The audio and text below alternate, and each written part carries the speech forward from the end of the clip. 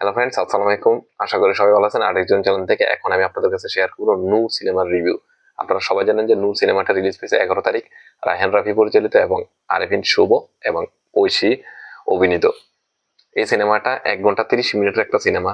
আমার খুব পার্সোনালি কষ্ট লাগছে সিনেমাটা ওটিটিতে আসছে। যখন আমি এটা টিজারে রিভিউ করছিলাম তখন ওটিটিতে আসছে বায়োস্কোপ প্লাসে।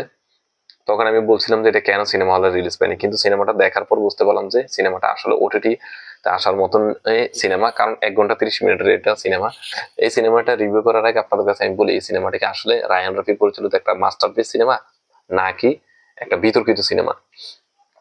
আপনারা যদি সিনেমাটা 2.5 ঘন্টার একটা সিনেমা হইতো তাহলে অবশ্যই বলতেন যে একটা মাস্টারপিস সিনেমা, মানে যেভাবে স্টার্টিং শুরু করছিল মাস্টারপিস সিনেমা হওয়ার পথে যাইতেছিল, কিন্তু সিনেমাটা কাটিং কুটিং করে কোন রকম 1 ঘন্টা 30 মিনিট করে সিনেমাটা ওটিটিতে রিলিজ পেয়েছে, যার কারণে এটা একটা বিতর্কিত সিনেমা হইয়া দাঁড়াইছে।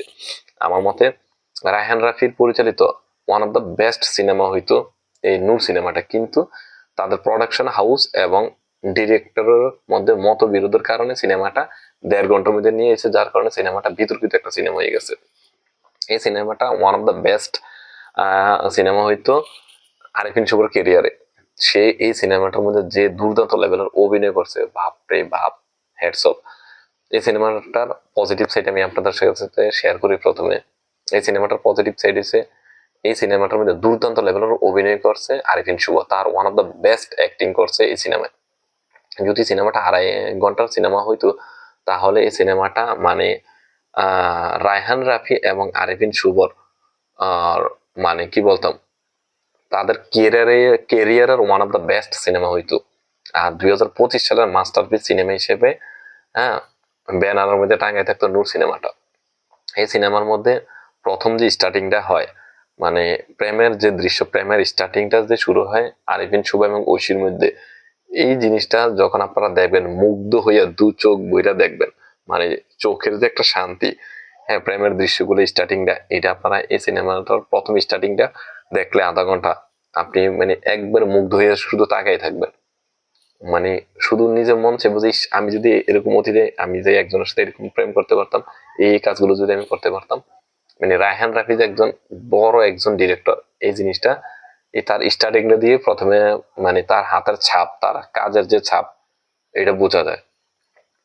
আর ওয়ান অফ দ্য বেস্ট আমার কাছে একটা সিন লাগছে, সেটা হচ্ছে আহ আরিফিন শুভর বাবার অভিনয় যে করে, উনি লাস্টে হসপিটালে একটা, তার ছেলে যখন পাগল হয়ে যায়, তার ছেলেকে আবার ভালো করার জন্য বা ফেরত নেওয়ার জন্য সে ওইখানে 1 মিনিটের একটা ডায়লগ করে বা 1 মিনিটের ডায়লগ ডেলিভারি করে, সেটা দেখলে আপনাদের সবাই চোখে জল চলে আসবো। এত সুন্দর অভিনয়, তার ছেলেকে ভালোবাসা, তার ছেলের প্রতি তার যে আদর, মমতা, স্নেহ, এই জিনিসটা ওই 1 মিনিটের মধ্যে ফুটাই তুলে দুর্দান্ত লেভেলের করছে। আর আরিফিন শুভ লাস্ট ক্লাইম্যাক্সে সে যখন পাগলের ভূমিকা অভিনয় করে, তখন সে যে লেভেলের অভিনয় দেখাইছে, বাপ রে বাপ। মানে আরিফিন শুভ যে এই লেভেলের অভিনেতা এটা আমি নিজেও বিশ্বাস করতাম না, কিন্তু লাস্টে ক্লাইম্যাক্সে যখন সে পাগল হয়ে যায়, দুর্দান্ত লেভেলের অভিনয় করছে। মানে হ্যাটস অফ, মানে জাতীয় চলচ্চিত্র পুরস্কার পাওয়ার মতন অভিনয় করছে সে। যদি সিনেমাটা 2.5 ঘন্টার হইতো 100% পাইতো।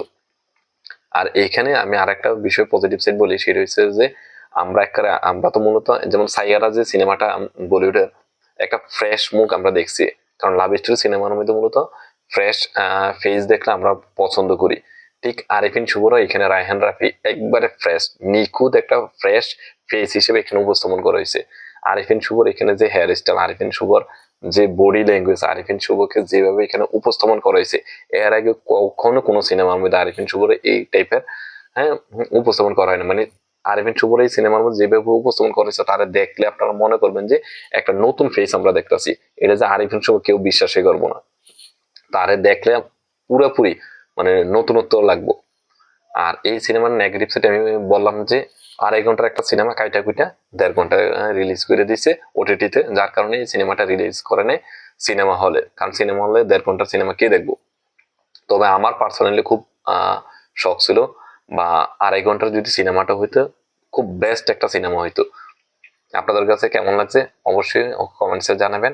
বায়োস্কোপ প্লাসে সিনেমাটা দেওয়া আছে, ওইখানে 39 টাকা লাগে, 39 টাকা দিয়ে সিনেমাটা দেখতে পারেন। আমি বলতে পারবো যে 2025 সালে এই সিনেমাটা আপনাকে হ্যাঁ, কারণ এটা one of the best love story cinema. খুব সুন্দর একটা স্নিগ্ধ মধুর ভালোবাসার সিনেমা। এই সিনেমার মধ্যে আপনাকে দেখাইবো কিভাবে প্রেম করতে হয়, কিভাবে টেক কেয়ার করতে হয়, এবং প্রেমের জন্য কিভাবে মানে পাগলামি করতে হয়। পাগলামিটা আমি ধরে রাখছি যে এটা নেগেটিভ সাইড, আসলে এই ধরনের টাইপের কাজ করা ভালো না। তবে আসলে মানুষ প্রেমে পড়ে গেলে যখন পাগল হয়ে যায় বা পাগলামি করে যায়, এটা তার ন্যাচারালি চলে আসে।